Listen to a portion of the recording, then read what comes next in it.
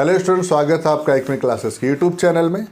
और एसएसटी की सीरीज में हिस्ट्री और ज्योग्राफी के बाद आज हम सिविक्स की बात करेंगे। और सिविक्स जो सब्जेक्ट है ये इसमें आप अच्छे खासे मार्क्स उठा सकते हैं अगर आप सही से आंसर लिखें तो पहले 1 नंबर वाले क्वेश्चन को डिस्कस करते हैं। तो आज का हमारा सिविक्स का जो पहला नंबर का क्वेश्चन है वो है कि श्रीलंका स्वतंत्र राष्ट्र कब बना, और इसका जवाब होगा सन 1948। दूसरा सवाल है पुलिस, व्यापार और वाणिज्य जैसे विषय किस सूची में आते हैं, तो इसका जवाब होगा राज्य सूची। नेक्स्ट क्वेश्चन है विवाह, तलाक तथा गोद लेना जैसे विषय किस कानून के अंतर्गत आते हैं, तो इसका जवाब होगा पारिवारिक कानून। अगला सवाल है भारतीय राष्ट्रीय कांग्रेस की स्थापना कब हुई, इसका जवाब होगा 1885। 1 नंबर वाला जो आज का लास्ट सवाल है वो है महिलाओं के अधिकार के लिए होने वाले आंदोलन को क्या कहते हैं, तो इसका जवाब होगा नारीवादी आंदोलन। ये था हमारा आज का 1 नंबर का सवाल। और हम 2 नंबर के सवाल की ओर आगे बढ़ते हैं। और 2 नंबर का हमारा जो पहला सवाल है वह है कि राजनीतिक दल क्या है, इसके गुण बताएं। तो इसका जवाब होगा राजनीतिक दल को लोगों के एक ऐसे संगठित समूह के रूप में समझा जाता है जो चुनाव लड़ने और सरकार में राजनीतिक सत्ता हासिल करने के उद्देश्य से काम करती है, इसे राजनीतिक दल कहते हैं। इसके मुख्यतः 3 स्तंभ होते हैं। पहला होते हैं जो सक्रिय नेता हैं वो, फिर होते हैं समर्थक और फिर होते हैं कार्यकर्ता। राजनीतिक दल के जो उद्देश्य हैं, 2 उद्देश्य की चर्चा यहाँ पे हम करते हैं। राजनीतिक दल समाज के सामूहिक हितों को ध्यान में रखकर कुछ नीति और कार्यक्रम तय करते हैं। दल लोगों का समर्थन पाकर चुनाव जीतने के बाद उन नीतियों को लागू करने का प्रयास करते हैं। यह था हमारा इसका आंसर। राजनीतिक दल क्या है, इसके गुण। अब हम अगले सवाल की ओर चलते हैं।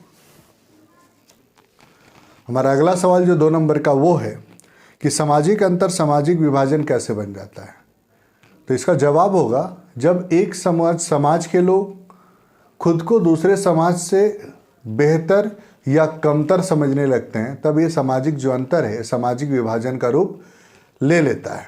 ये हमारा 2 नंबर का दूसरा क्वेश्चन का जवाब था। और हम आगे बढ़ेंगे 3 नंबर के सवाल की ओर। हमारा 3 नंबर का जो पहला सवाल है वो है संघीय शासन की विशेषताएं बताएं। इसका जवाब होगा कि वैसी शासन व्यवस्था इसमें 2 या 2 से अधिक स्तर की सरकारें होती है उन्हें संघीय शासन व्यवस्था कहते हैं। और इसके निम्नलिखित विशेषताएं हैं। 4 विशेषताओं का जिक्र यहाँ पर किया जाएगा। पहला विशेषता, यहाँ सरकार 2 या 2 से अधिक स्तरों वाली होती है।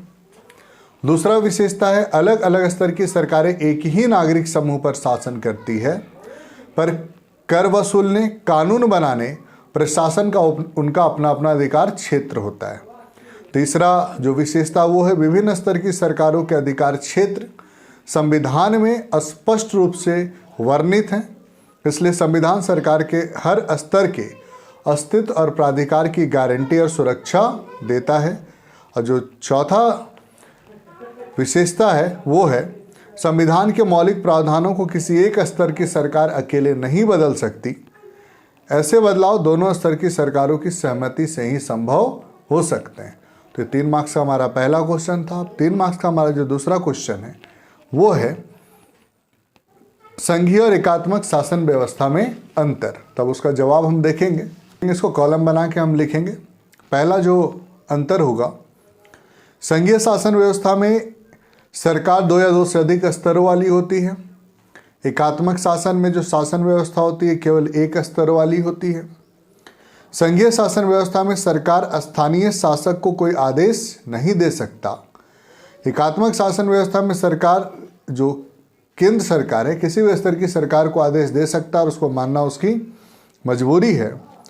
तीसरा जो अंतर, इसमें सत्ता पर सभी स्तरों का अधिकार होता है। संघीय शासन व्यवस्था में सत्ता पर सभी स्तर का अधिकार होता है, लेकिन एकात्मक शासन व्यवस्था में केवल एक सरकार का अधिकार होता है। संघीय शासन व्यवस्था वाले देश का उदाहरण है भारत और एकात्मक शासन व्यवस्था वाले देश का उदाहरण है फ्रांस। कंप्लीट। आज का अंतिम सवाल है लोकतंत्र पर राजनीतिक दलों के सामने क्या चुनौतियां हैं, तो इसके मुख्यतः 4 पॉइंट है। पहला जो पॉइंट वो है कि आंतरिक लोकतंत्र का अभाव। राजनीतिक दल में आंतरिक लोकतंत्र का अभाव, इसको एक्सप्लेन करेंगे चूंकि 5 नंबर का क्वेश्चन है। तो पार्टी में आंतरिक लोकतंत्र का अभाव पाया जाता है। पार्टियों के पास ना तो सदस्यों की खुली सूची होती है, ना ही नियमित रूप से संगठनिक बैठकें होती हैं। इनके आंतरिक चुनाव भी नहीं होते हैं। कार्यकर्ताओं से वे सूचनाओं का साझा भी नहीं करते। सामान्य कार्यकर्ता अनजान ही रहता है कि पार्टियों के अंदर क्या चल रहा है। परिणाम स्वरूप पार्टी के नाम पर सारे फैसले लेने का अधिकार उस पार्टी के शीर्ष के नेता हथिया लेते हैं, और कुछ नेताओं के पास असली ताकत होती है। इसलिए पार्टी के सिद्धांत और नीतियों से निष्ठा की जगह नेता से निष्ठा ही ज़्यादा महत्वपूर्ण बन जाती है। ये पहला पॉइंट था। दूसरा पॉइंट है वंशवाद की चुनौती। दल के जो नेता होते हैं वे अनुचित लाभ लेते हुए अपने नज़दीक के लोगों और यहाँ तक कि अपने ही परिवार के लोगों को आगे बढ़ाते हैं। अनेक दलों में शीर्ष पद पर हमेशा एक ही परिवार के लोग आते हैं। यह दल के अन्य सदस्यों के साथ अन्याय है। यह बात लोकतंत्र के लिए भी अच्छी नहीं है, क्योंकि इससे अनुभवहीन और बिना जनाधार वाले लोग ताकत वाले पदों पर पहुंच जाते हैं। तीसरा जो पॉइंट है वो है धन और आपराधिक तत्वों की घुसपैठ। पार्टियों की सारी चिंता केवल चुनाव जीतने की होती है और वे जायज़ नाजायज़ तरीका भी अपनाने से परहेज नहीं करते। ऐसे उम्मीदवार खड़े करते हैं जिनके पास काफ़ी पैसा हो या जो पैसा जुटा सकते हैं। कई बार तो पार्टियां चुनाव जीत सकने वाले अपराधियों का समर्थन भी करती हैं, फिर मदद लेती हैं, जिससे राजनीतिक का अपराधीकरण हो रहा, मतलब राजनीति में आपराधिक तत्वों की घुसपैठ बढ़ रही है। अंतिम जो पॉइंट है वह विकल्पहीनता की स्थिति। सार्थक विकल्प का अर्थ है कि विभिन्न पार्टियों की नीति और कार्यक्रमों में अंतर होना चाहिए। यह प्रवृत्ति दुनिया भर में देखने को मिलती है। भारत की सभी पार्टियों के बीच आर्थिक मसलों पर बड़ा कम अंतर रह गया है। जो लोग इससे अलग नीतियां बनाना चाहते हैं उनके पास कोई विकल्प उपलब्ध नहीं है, क्योंकि सभी पार्टियों का उद्देश्य केवल चुनाव जीतना है, चाहे जिस भी तरीके से चुनाव जीता जाए। तो ये हमारा सिविक्स का आज का पहला सेट का वीडियो था। इसी प्रकार से 3-4 सेट सिविक्स के आएंगे। हिस्ट्री के भी और सेट आने बाकी है। कुल मिलाकर सभी सब्जेक्ट के 4-4 सेट आएंगे, और 4-4 सेट यदि आप पढ़ लेते हैं तो उसी से अधिकतर क्वेश्चन बोर्ड के एग्ज़ाम 2025 में आएंगे।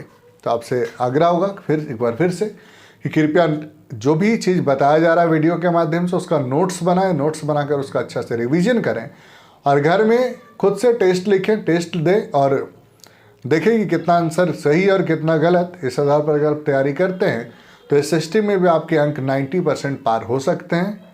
तो वीडियो को अधिक से अधिक शेयर कर दें। जिन्होंने चैनल को सब्सक्राइब नहीं किया वो कर दें, और चैनल का जो लिंक है वो भी अपने सारे फ्रेंड्स ग्रुप में जो क्लास 10th के बच्चे हैं, 9th के बच्चे हैं, 8th के बच्चे हैं, सभी लोगों को भेज दें।